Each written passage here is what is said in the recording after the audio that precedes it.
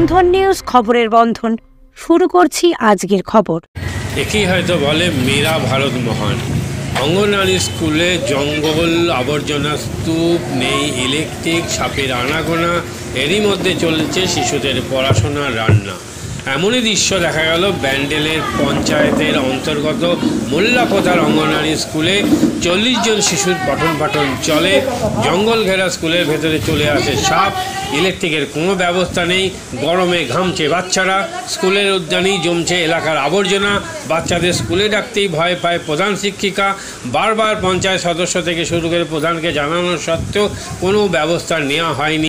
ব্যান্ডেল পঞ্চায়েতের অন্তর্গত মোল্লাপোতার অঙ্গনওয়াড়ি স্কুলের দুরবস্থা নিয়ে এমনই অভিযোগ করলেন স্কুলের প্রধান শিক্ষিকা। কি নাম আপনার? সরিতা দাস। চলে এখানে একটা আরো আছে। কি সমস্যা? সমস্যা স্যার দেখুন, এটা কখন ভেঙে পড়ে যাবে, বাচ্চাদের ক্ষতি হবে, কি হবে, অ্যাক্সিডেন্ট হবে, কি হবে বলতে পারছি না। আরো কি পঞ্চায়েতেও খবর দিলাম, কিছু শুনছে না কেউ। আর ও কি লাইন নেই, এই গরমে বাচ্চাদেরকে মা পাঠাচ্ছে না বাড়ি থেকে, বলছে বাচ্চা গরমে কিছু হয়ে গেলে কে দায়িত্ব নেবে।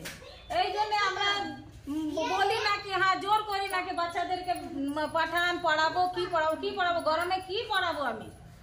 হ্যাঁ, এই নিয়ে সাপ বেরোচ্ছে, বড় বড় মোটা মোটা সাপ এই ভিতরে চলে আসছে। হ্যাঁ, ভয় লাগছে, বাচ্চাদের পালাতে পারবে না, যদি কিছু হয়ে গেলে ঘটনাতে আমি কি করব। এই হচ্ছে। আর কিন্তু কখন পড়বে কেউ ঠিক নেই, চালাটা বসে যাবে, কখন পড়বে কেউ বলে। একটা লাইন কারেন্ট নেই, কিছু নেই, বাচ্চাদের কি কষ্ট হয় আমি জানি। কি নাম আপনার? সরিতা দাস।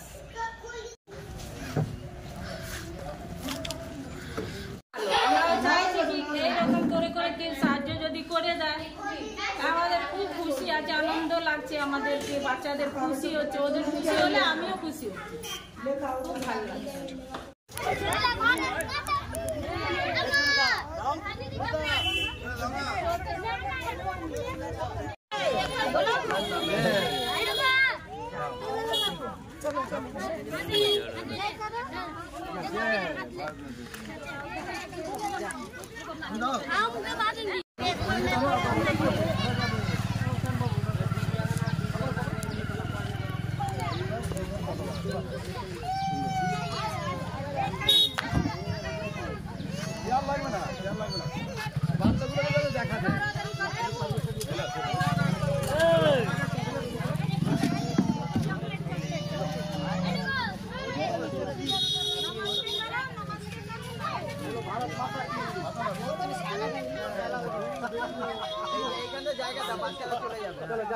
রাজ্য সরকার তো কোনো কিছুই করছে না। মিউনিসিপ্যালিটিতে ধর্না চলছে, তারা পেমেন্ট পাচ্ছে না 2 মাস ধরে। তারপরে অঙ্গনওয়াড়ি স্কুলটা কারেন্ট নেই, ভাঙা একটা স্কুল। আজকের দিনে 2024 সালে এসে যেখানে আমরা ডেভেলপড ইন্ডিয়ার কথা বলছি, যেখানে বিকশিত ভারতের কথা বলছি, সেইখানে এসে একটা স্কুলে বাচ্চারা পড়ছে, তাদের ঠিক করে জামা কাপড় নেই, তাদের ঘরটা ঠিক নেই, ভাঙাচোরা হয়ে আছে, এরকম অবস্থা। আর সবচেয়ে বড় হচ্ছে এত কিছু পরে বিধায়ক গিয়ে চেঁচামেচি করে, নাটক করে দেখানোর জন্য চেষ্টা করে যে কোন ঘর ফাটল আছে সেটা দেখাচ্ছে আজকাল। আমি বলবো ওনাকেও আগ্রহ করব যে একটু এসব দিকে নজর দিক, এটা ওনার দায়িত্বের মধ্যে পড়ে।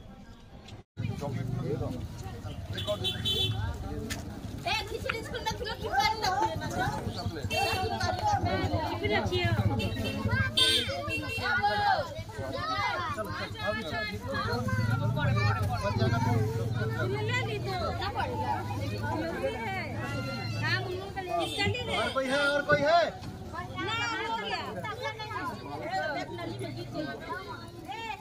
भारत माता की, भारत माता की।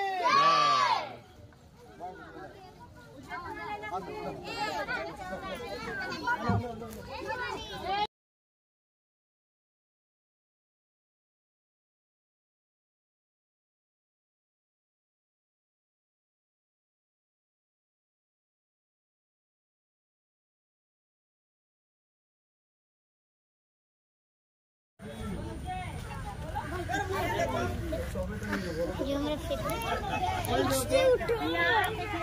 हाँ तो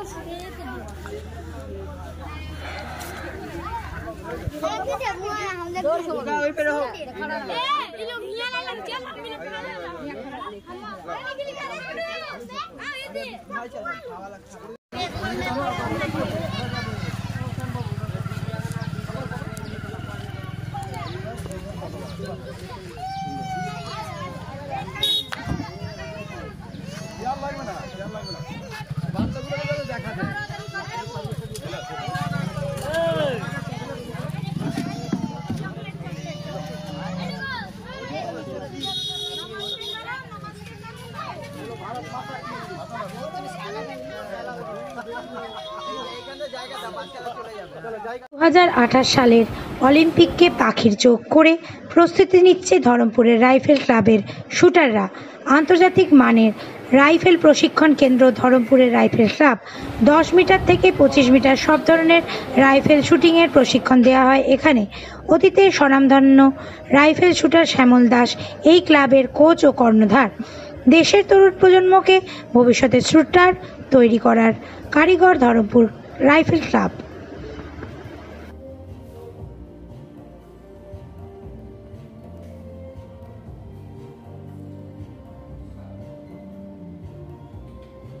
আমি শুটিং করতাম।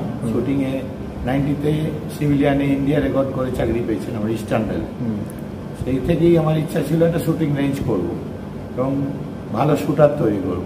আমার টার্গেট 2028 সালে অলিম্পিকে যদি ধরমপুর রাইফেল ক্লাব থেকে কেউ যেতে পারে, তার জন্য আমি সুইমিং পুল করেছি, জিম করেছি, যোগার সেকশন আছে, আর 25 মিটার পিস্তলও আছে ইনডোর, যেটা ভারতবর্ষে কারোর কাছে নেই।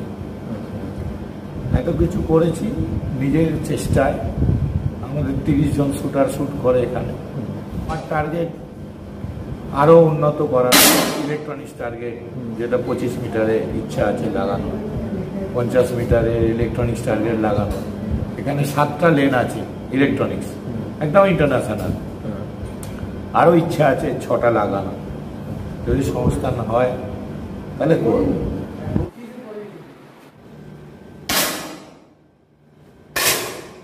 মাদকাসক্ত যুবকদের জীবনের মূল স্রোতে ফিরিয়ে আনছে চুঁচুড়া নবজীবন ফাউন্ডেশন। আজ থেকে 7 বছর আগে পথ চলা শুরু হয়েছিল এই সংস্থার। হুগলি জেলা থেকে শুরু হয়েছিল নবজীবন ফাউন্ডেশনের কাজ। আজ গোটা উত্তর পূর্ব ভারতে ছড়িয়ে পড়েছে তার ব্যাপ্তি।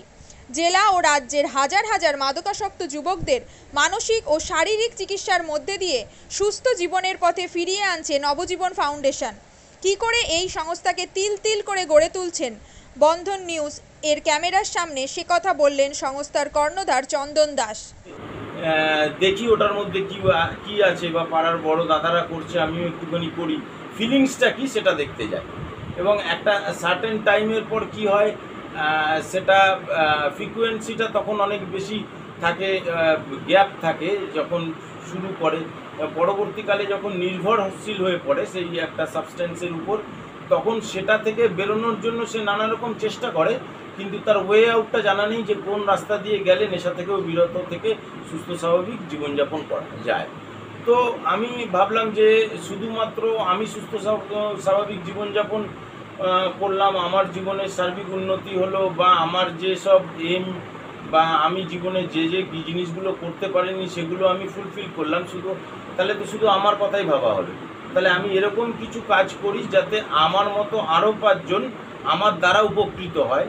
এবং একটা সার্টেন টাইমের পর যখন মানুষ চায় যে ফিরতে, অথচ তার কাছে রাস্তা থাকে না, তখন এই একটা WHO ওয়ার্ল্ড হেলথ অর্গানাইজেশন একটা প্রসিডিউর বার করেছে। গরম পানীয়র জন্য বিশ্বমানের flask, micro oven, mixer grinder, induction সহ আধুনিক রান্নাঘরের সামগ্রী উৎপাদন সারা বিশ্বে আলোড়ন সৃষ্টি করেছে বড়সিল। পাশাপাশি বিশ্বমানের সোলার গ্লাস, যা সোলার সিস্টেমের অন্যতম সামগ্রী তৈরি করে, সারা বিশ্বে নজির গড়েছে বড়সিল। দেশের বাজারে পাশাপাশি বিশ্ববাজারেও সব প্রতিযোগী কোম্পানিকে পিছনে ফেলে এগিয়ে চলেছে ভারতের বড়সিল। রাজস্থানের বড়সিল কারখানায় 1200 মহিলার কর্মসংস্থান হয়েছে। প্রতিদিন রাজস্থানের প্রত্যন্ত গ্রাম থেকে ওই মহিলাদের গাড়ি করে কারখানায় নিয়ে আসে কারখানা কর্তৃপক্ষ। তারা বড়সিলের বিশ্বমানের প্লেটের ডিজাইনে কাজ করে। দিনের শেষে তাদের গাড়ি করে বাড়ি ফিরিয়ে দেয় কারখানা কর্তৃপক্ষ। কর্মসংস্থানের এই বেনজির দৃষ্টান্তের জন্য বড়সিল কোম্পানিকে কুর্নিশ জানায় ভারতবাসী।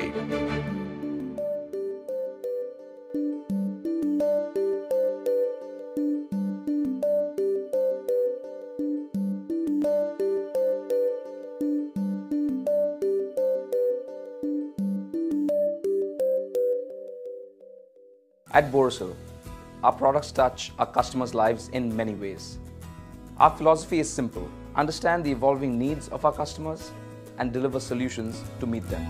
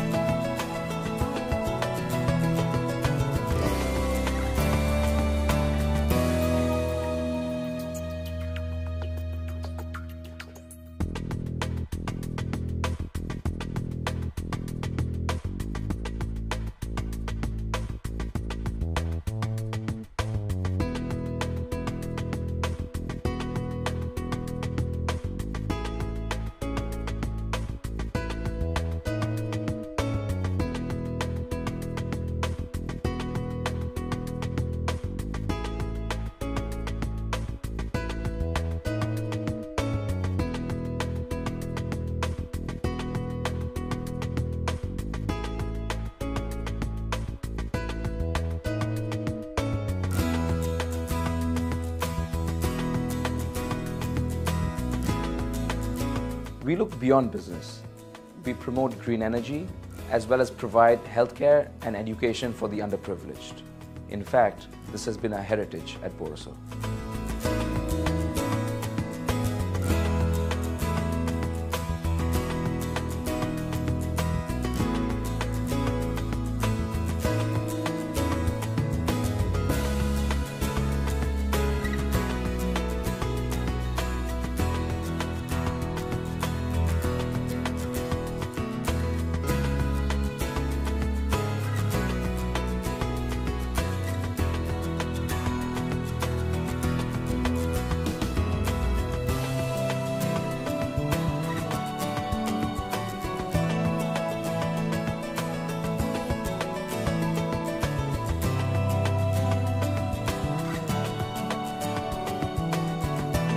Our products are developed with innovation and thought. It is technology emboldened by the human spirit.